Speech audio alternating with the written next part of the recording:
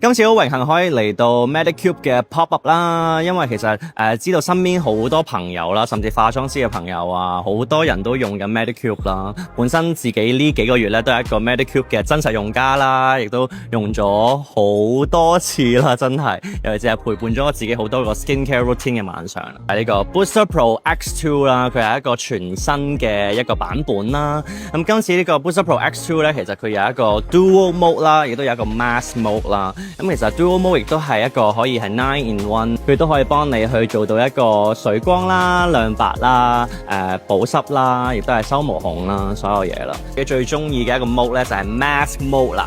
咁因為我自己其實係一個好中意敷 mask 嘅人嚟嘅，咁所以呢個 Mask Mode 咧係 specifically 咧俾你去敷緊 mask 嘅時候用啦。啲打卡區啦，因為呢個打卡區咧其實係好有我自己嘅風格啦，就會好靚啦。咁所以希望大家過嚟呢個 pop up 嘅時候都 check out 呢一個打卡嘅區域啦。